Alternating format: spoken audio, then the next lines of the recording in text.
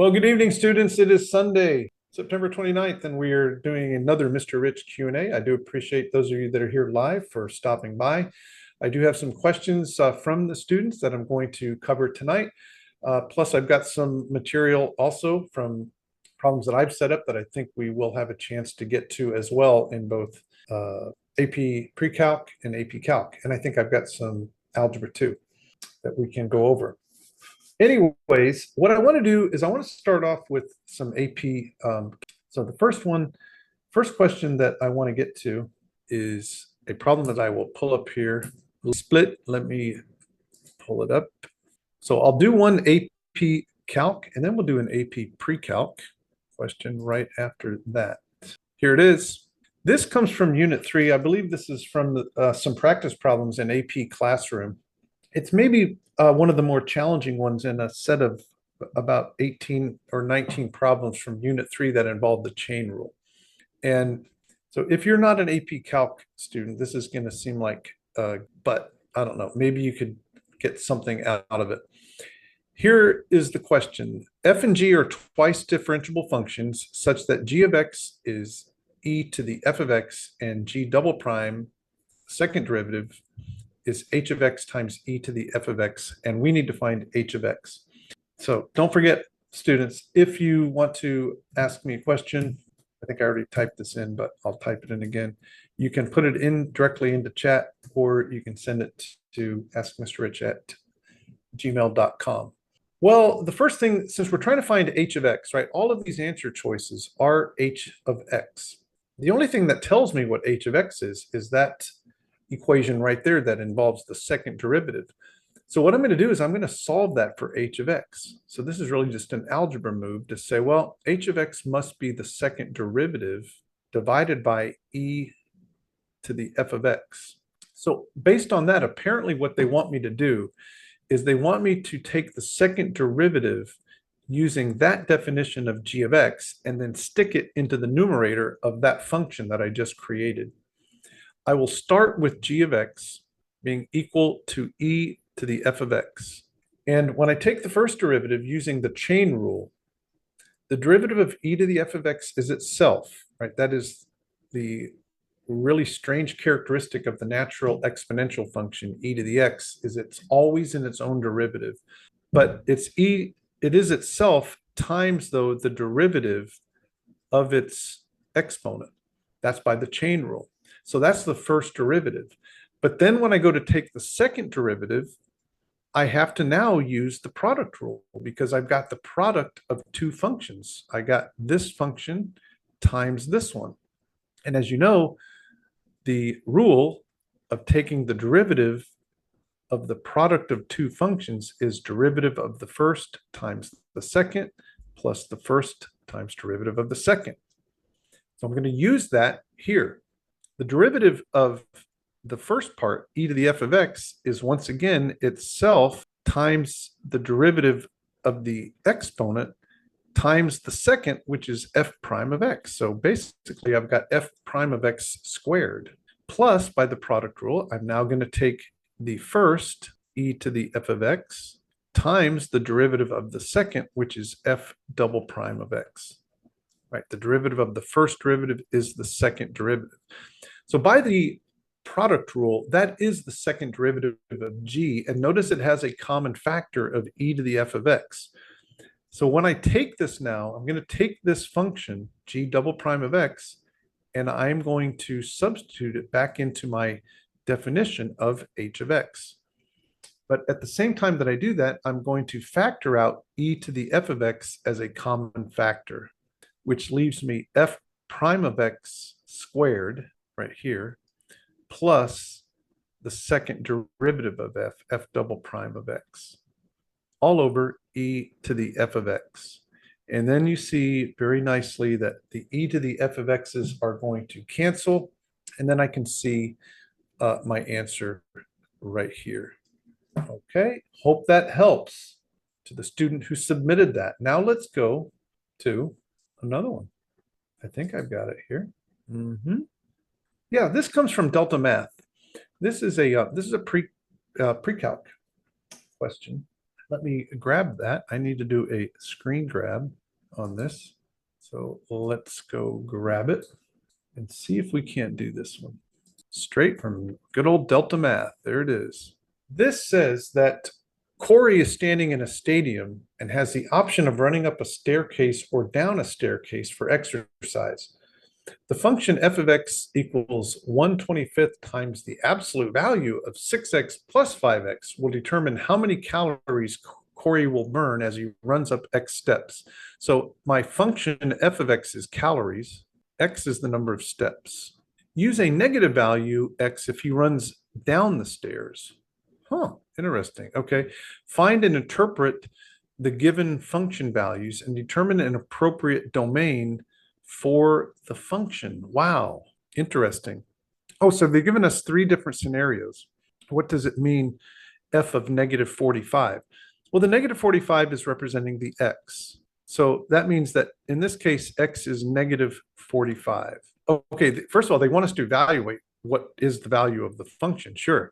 So we do need to stick negative 45 in to the function. So that would be 1/25 times the absolute value of 6 times negative 45 absolute value plus 5 times negative 45.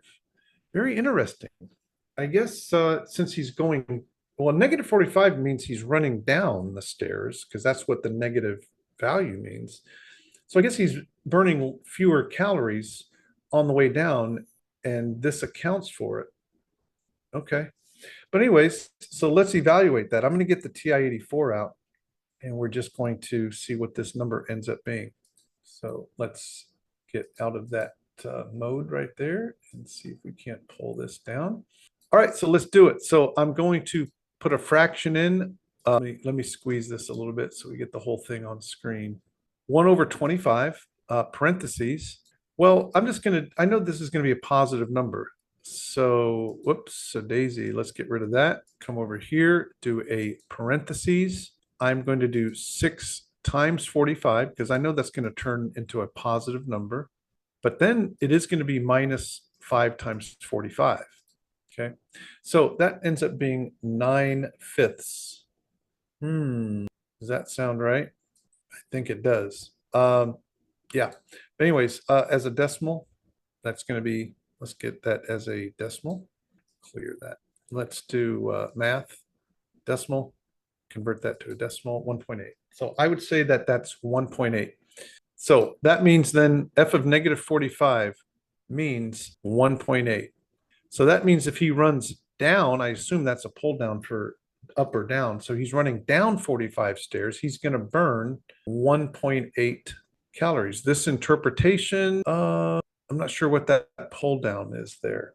So if you're on, I think the student who submitted this is here, and you could definitely tell me what that was supposed to be, perhaps. Let me pull up my chat here. Yeah, so tell me what that pull down says. I think it may have something to do with the domain question, perhaps. Yeah, on that third one. Yeah, tell me what your options are there. While you're perhaps answering that, I will pull up another question. So let's get to a second question here. And here comes the second question, which has to do with domain and range, also from DeltaMath.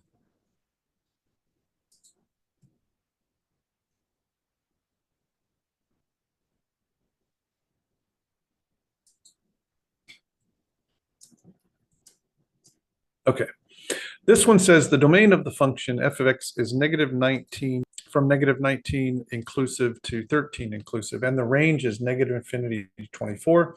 Use interval notation to find the domain and range of g of x equals 1/2 f of x. They want us to find the domain and range for g of x, which is a transformed version of f of x.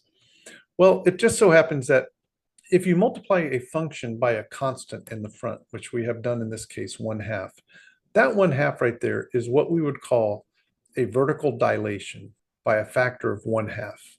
Now, what does that mean, to vertically dilate by a factor of 1/2? Here's what it means. It means every single point that's on the function is going to be half as far away from the x-axis. In other words, we're actually going to squeeze it and compress it because that number 1/2 is less than 1.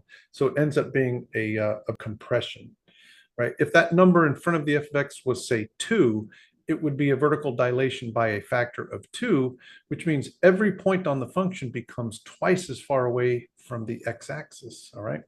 So that means then that this thing is not going to, it's not going to impact the domain at all, right? The domain is still going to stay negative 19 to 13 because vertically compressing or stretching is not going to affect how far left or right the function goes.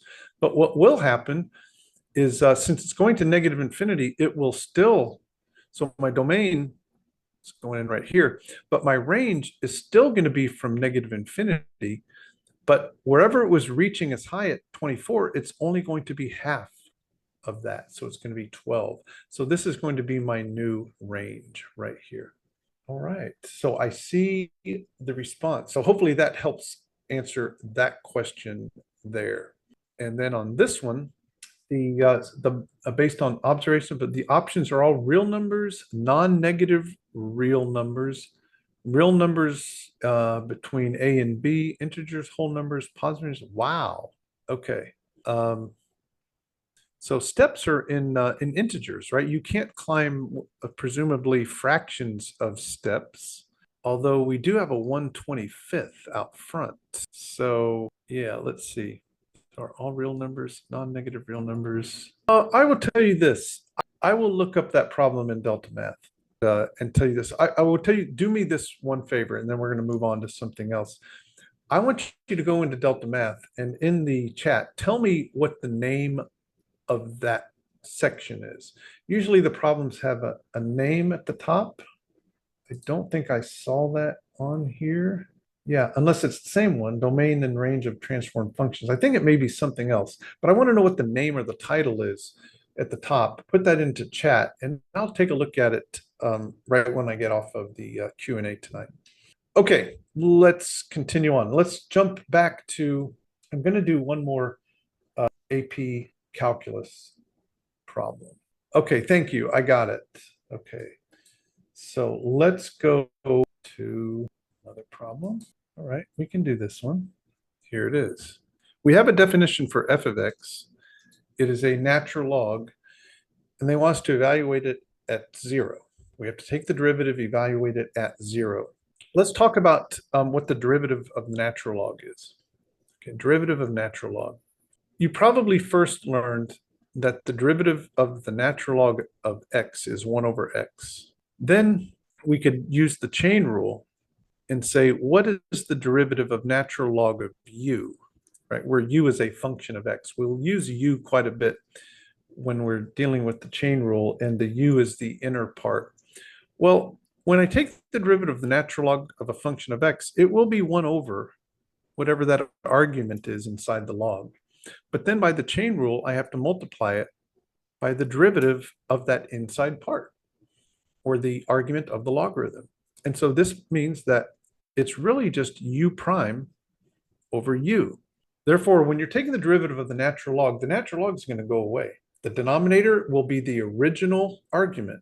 The numerator is the derivative of the argument. So in this case, when I take the derivative here, I'm just going to put the argument in the denominator, x plus 4 plus e to the negative 3x. And then on the top, I'm going to put its derivative. The derivative of x is 1. The derivative of 4 is 0. The derivative of e to the negative 3x is negative 3e to the negative 3x, right? Because the derivative of e to the negative 3x is itself e to the negative 3x, but then times the derivative of negative 3x, which happens to be negative 3. Now we can evaluate this at 0.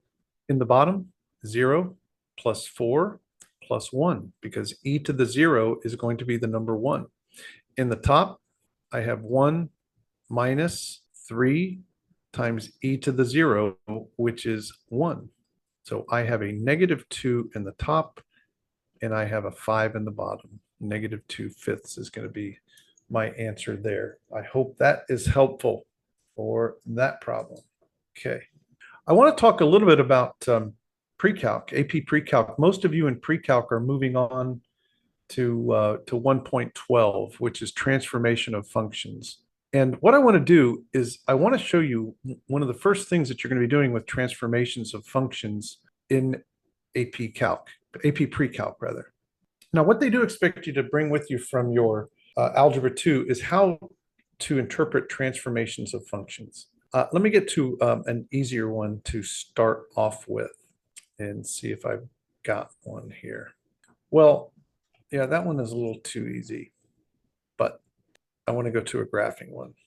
So let's go back down here. In fact, I think what I'm going to do here, class, I'm actually going to change gears here and pull up a different problem that will be, I think, more useful to us. I'm going to go to the flipped math materials and pull up a flipped math problem. So I'm going to grab those, bring them over to us. There we go. Share my screen back. Here we go. What we expect you to bring with you from your Algebra 2 knowledge is, what does it mean when we take a function f of x and swap out the x with x minus 2 and then tack on a plus 4 term at the end? Hopefully you remember that when the x comes out and an x minus 2 goes in its place, that is a horizontal translation to the right of 2 units. And that when you tack on a constant at the end of the function, like plus 4, that's a vertical shift. So this thing has 2 translations.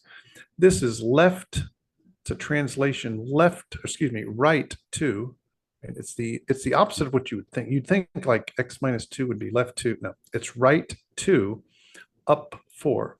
And what they like to do in AP Precalc is give you piecewise functions like we've got here, and they want you to apply the transformation and regraph it, which is really pretty simple because I can redo this by selecting 1, 2, 3, 4, the 5 key points that I need, and apply the transformation that I just described here to each one of those 5 points, and then sketch the graph. So this point right here is going right to up 4. 1, 2, 3, 4. It's going to end up right here. This point, right to up 4. This point, right to up 4. There's that section. Then this point is going to go right to up 1, 2, 3, 4. So I got that section. This point, right to up 1, 2, 3, 4. Did I do that right? I don't think I did that right. This point is right to up 4. Yeah, it's over here. This point is right to up 1, 2, 3, 4. There we go. That's it. So I did the translation. Super simple. It's going to get harder. Let me show you what this means. You should know that when we put a minus in front of a function, that's going to flip it. It's going to flip the function around the x-axis.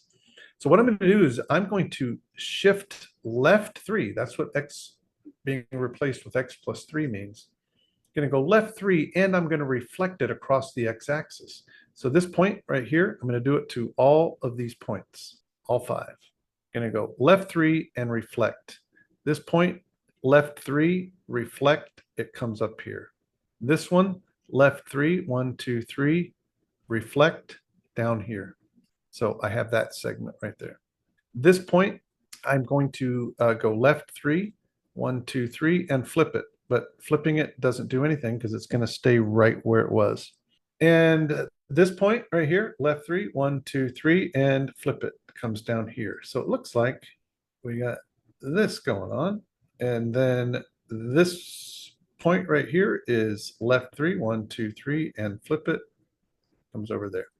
So I reflected it and shifted it left 3. All right, not too difficult. I want to flip over to 1.12b. So most of you are going to be covering 112. If you're in St. Johns County anyways, are going to be covering 112a and b this week. And 112b takes you to the transformations known as dilations. There's 2 types of dilations. There are vertical dilations, there are horizontal dilations. In your Algebra 2 class, you did not do much, if you did at all, any of the horizontal dilations. But let me remind you of a few things.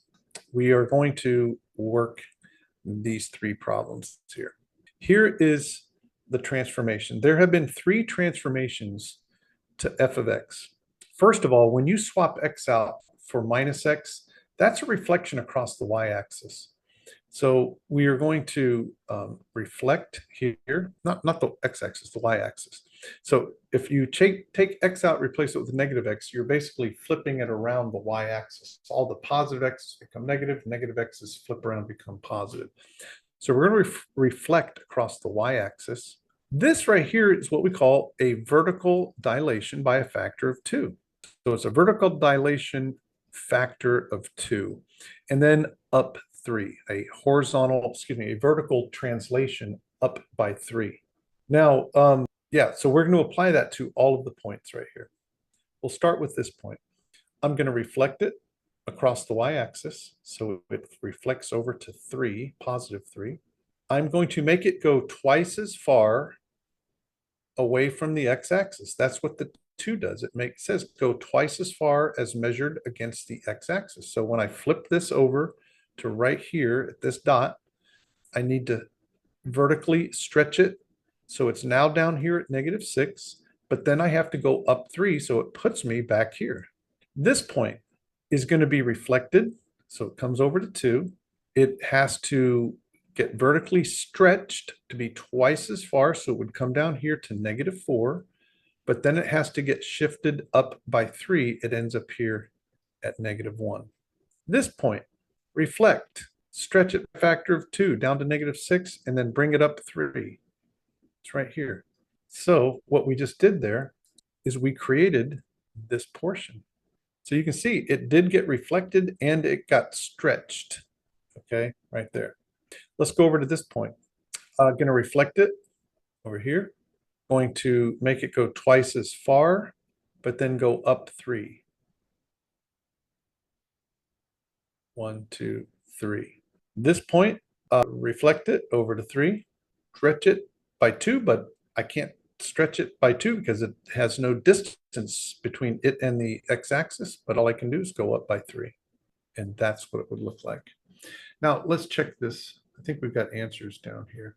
Yeah, you can see that's our answer on the flipped math right there. Okay, so we flipped it and we stretched it, and we translated it. It doesn't look like you translated it like going from here to here, just because of the where the y values were. So it just turned out that it didn't look like it, although you can see this definitely does look like it was shifted up by 3. All right, now I got to get to kind of a new one that you really haven't done, did not do, should say, in Algebra 2. And it's this one. When you put a multiplier in front of the x, you know what would happen if I put a 1/2 right here. That would be a vertical compression. You would make all the distances on the function away from the x-axis. You'd cut those distances in half. But when you move the multiplier to be right next to the x, that's going to be a horizontal. And just like x to x minus 3 is a right 3 instead of a left 3, it's the opposite of what you think in terms of the direction. It's the same thing here with the compression. You would think that 1/2 x would be a horizontal compression, that you would be making the distances to the y-axis half as long, but no, it's the reciprocal. Stick a 1/2 x right there, and what we're saying is we're taking every point on the graph and we're going to make them twice as far away from the y-axis. It's going to actually be a horizontal stretch by a factor of 2. We would call it a horizontal dilation by a factor of 2. So we are going to stretch it. Each point will be twice as far away from the y-axis, and then we will shift it down by 1. So the two translations that we're doing here are a horizontal dilation by a factor of 2. And then we are going to do a vertical shift or vertical translation down by 1, down 1. And we're going to do it for each one of the points. And let's see what happens. When we start with this point right here, I need to make it go twice as far away from the y-axis. So it's going to get stretched out here to -6, twice as far, but then down 1. There it is. This point goes twice as far out to -4, down 1. I missed it. There we go. This next point that I would do, right, here's the points that I'm doing. I'm going to do that one, that one, that one, and that one. All right, so we got that one. This one, well, I can't stretch it to make it twice as far away because it has no distance with the y-axis. So the only thing I can do is go down one. So it's going to be right there. Okay. And then this one goes twice as far, down one. And here is the bowl, or this looks like a stretched out parabola like that. So you can see this really was a horizontal stretch. And then this point is going to go twice as far out here to 6 and then down one. And there you go. And that is a horizontal stretch with a horizontal shift downward by 1. Next, here's one of the nuances of doing these horizontal dilations. And that is that if you are going to do, if you're going to do both a horizontal shift and a horizontal dilation, you have to write that inside part where you factor out the coefficient in front of the x. In other words, they did us a favor by pulling the 2 out so that we see that it is a horizontal dilation by a factor of 1/2, right? It's going to be the reciprocal. So things are going to be squeezed here horizontally with that 2. But it's also going to be a right shift of 4. So in other words, here's what my point is, that if they had shown this to you as f of 2x minus 8, you could wrongly interpret that to mean a right shift by 8 with a horizontal dilation by a factor of 1/2. Now, you have to know that on the inside of this, you must factor the 2 out to make it 2 times x minus 4. There's your shift, right by 4.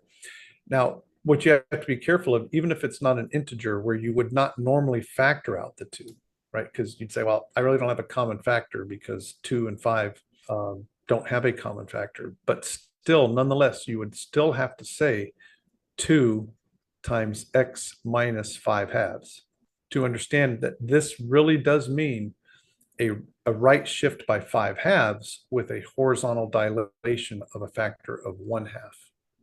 So let's see if we can make this one, get this one complete. Well, what I'm going to do is I'm going to go, I'm going to shift right 4 and then cut the distance in half. Let's start with this point right here. I am going to go right 4, cut the distance in half with the y-axis. It would put the point right here. This one, right 4, comes over here, cut the distance in half. This point, right 4, cut the distance in half. So look what we have. We have this, and we have this. All right. This point right here is the next one. It's going to go right 4, cut the distance in half, 2.5. This point, right 4, cut the distance in half. It's going to look like that. So that is a horizontal compression by a factor of 1/2 while we're shifting it to the right by 4. If you compare this down here, let's see, does that look right? That doesn't look like the same one we got. Is it? No, it doesn't. What did they do here? I think what they did is the compression first and then the right shift by 4. Yeah. So this one, we're going to do the compression. Let's try that again to get this right. Yeah. So we have to, we have to do it. We got to compress and then shift. So this point right here is going to compress to -1.5 and then to the right 4. 1, 2, 3, 4 to 2.5. This point is going to compress and then shift right over to 3, puts it right there. This point is going to not go anywhere. I can't compress it because it's already sitting there, but I can go right 1, 2, 3, 4. Yeah, that makes sense. So we have this now. This point is going to compress to be half and then go to the right 4. 1, 2, 3, 4, coming out here. And then this last point, compressed by half, and then go right 4, puts it out at 5. There we go. So there's our little squished parabola section that's out there. That is 112A and 112B. There are other types of questions here. Let's talk about domain and range, because this really kind of falls in with one of the questions that was asked that I worked in the first half hour. is that we have to recognize that transformations can affect the domain and range. So let's try this first one here, number 10. This says, given the graph for f has a domain -1 to 3 and a range 5 to 10, inclusive 5 to 10, but exclusive -1 to 3. Let g of x be this transformation. So the x's are getting shifted to the right by 3, but it's getting vertically stretched by 2. Well, horizontal shifts are going to affect the domain, but not the range, because if I shift things left and right, what impact is that going to have on how high or low the function goes? So if I'm going to go to the left by 3, my new domain left 3 from -1 would put me at -4, and then left 3 from 3 would put me at 0. So that would be my new domain there. The 2 multiplier is a vertical stretch by a factor of 2. That means then that my new range is going to be 10, 20, because I would be multiplying. That 5 is going to go twice as far away, 10, and the 10 is going to go twice as far away. And that would be my new range. What happens when we put a minus in? Let's look at this one. Here the function f has a domain of -10 to 4 and a range of -3 to 6. The transformation that we're doing is a negative in front, which means to reflect it across the x-axis. Positive y's will become negative, vice versa. But then this is going to result in doing a horizontal compression by a factor of 1/2. This will not affect the domain at all. This will not affect the range.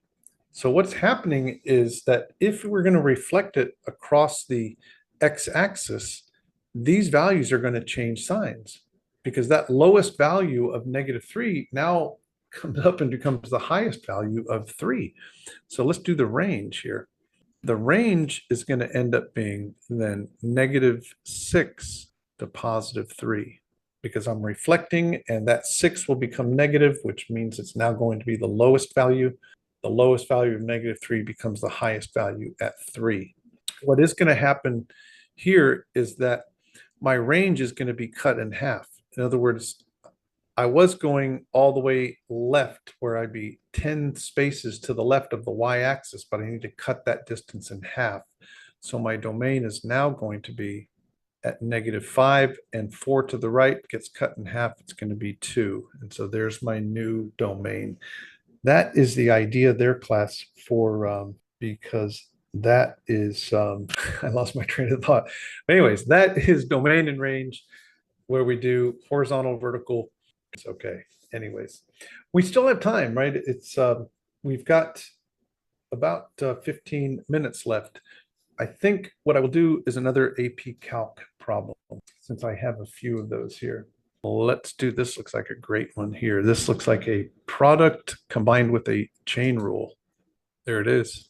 All right. Let's see if there's any emails that came through here. Oh, we have a DeltaMath. Okay, awesome. We will, yeah, we'll do that one after we do this one.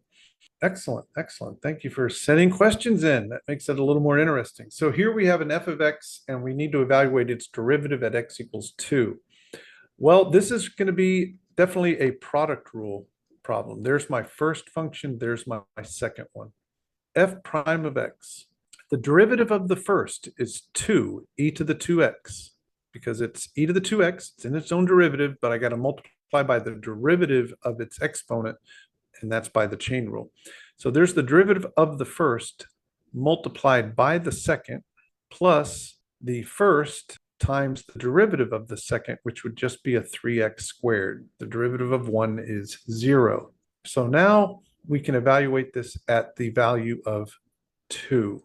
2 e to the 4th times 9 plus e to the 4th times 2 squared is 4 times 3 is 12. This looks to be 18 e to the 4th. I'm going with 30 e to the 4th. I like that answer right there.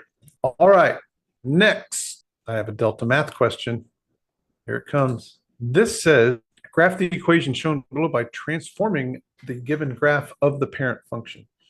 Yeah, this is a pretty cool thing in Desmos, where you can drag and drop to do your transformations. So Here's how this works. Notice there's a green dot in the middle, and then you've got these blue dots. Well, where you'd use the green dot in DeltaMath is if you had done a function transformation. I'm going to change this. Well, I'll answer this one, but I just want to show you why that green dot is there. Right? If I was to graph that one, I would realize that this is this is the y equals x to the third function shifted right 4 up 5 with a 1/2 vertical dilation. So here's how this would work. I would grab the green dot, because if I grab the green dot and move it, the whole function is going to move. So you're using your green dot for your horizontal and vertical shifts only. So what I would do in this case is and let me back up just a bit. What they have graphed for you to start with is y equals x to the third. It's called the parent function. How do I know that? Well, that's the characteristic shape of x to the third. But also look at the ordered pairs, 0, 0, 1, 1, because 1 cubed is 1. Look at this ordered pair, 2, 8. 2 to the third is 8. So yeah, it's the parent function, y equals x to the third. So if I'm going to graph this one, I'd grab the green dot and go right 4 up 5, and I would drop the green dot right here. And when I did that, this blue dot would have moved. This blue dot would be right here. This blue dot would be way up here. This one would be down here. So it would be looking something. I cannot draw very well with this electronic pen, but it would look something like that. Okay, like that. Then what you have to do is apply the 1/2. Now, what does the 1/2 do? Remember what the 1/2 in front of the function does. It is a vertical compression. It means that all of the x values are going to be shortened by 1/2. You're going to cut them in half. What you could do is you could apply that first. You could even apply that before you did the translation to help yourself out. In other words, if you grab this blue dot and you drag it vertically down to the number 4, when you do that, it's also going to move these other blue dots in the same proportion. So if I go from 8 and drag it to 4, this thing's going to go from 1 to 1/2. This will go from -1/2 to -1/2. This will go from -8 to 4. It all happens by just moving one of the blue dots.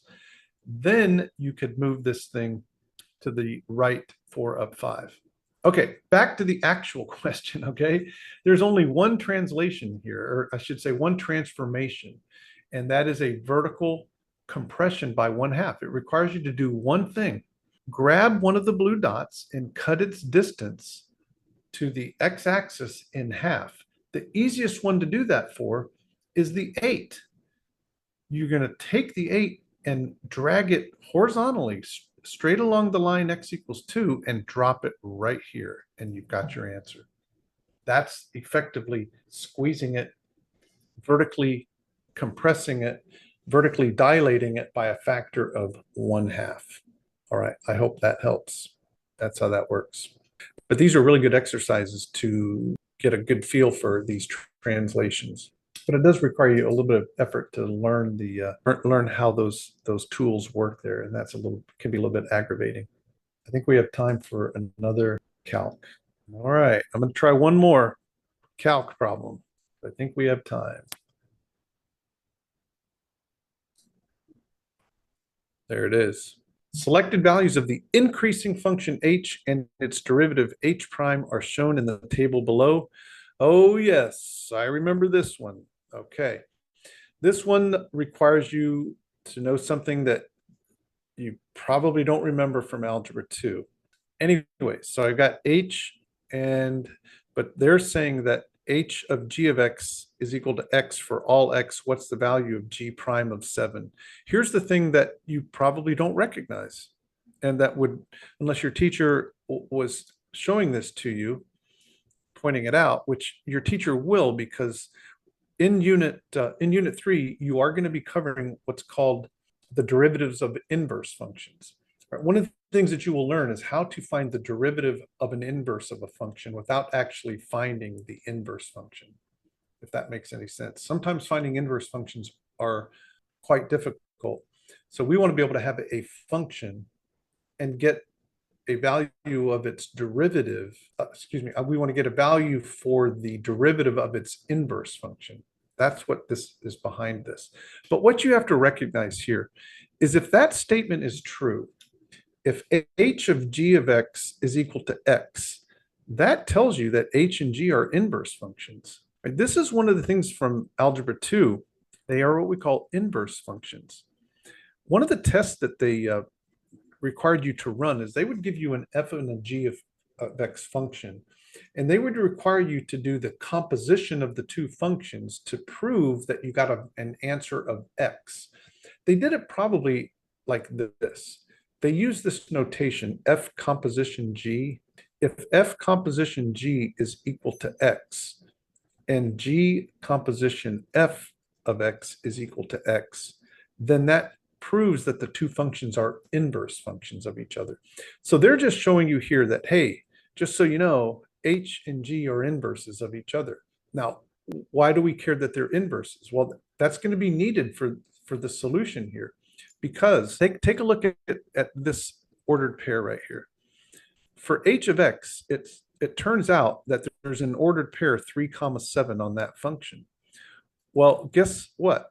If h and g are inverses, that means g of x contains the point 7, 3, because what it means for functions to be inverses is that their x's and y's are flip-flopped. So you give me a point on h of x, 3, 7, well, that means that 7, 3 has to be on its inverse function. All right, so here's what I'm going to do. I'm going to take the derivative of both sides of that equation by the chain rule. When I do that, I take the derivative of the outer, h prime of g of x, times the derivative of the inner, g prime of x. That's the chain rule. And on the other side, the derivative of x is just the number 1. What I'm going to do now is solve this equation for g prime of x. It's 1 over h prime of g of x. Now I'm going to find g prime of 7, which is what it wanted me to find.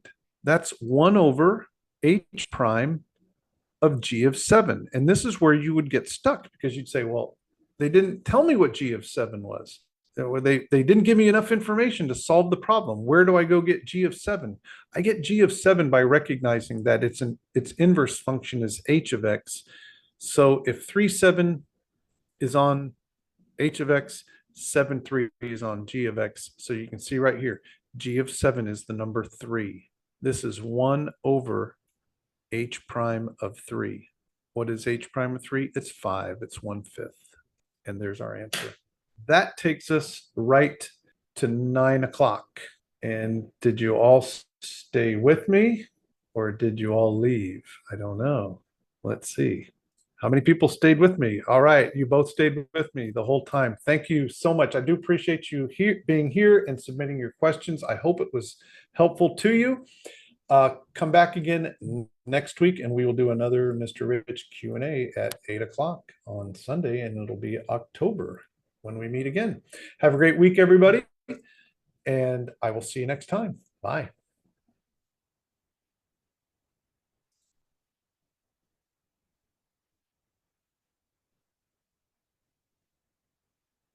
Thank you.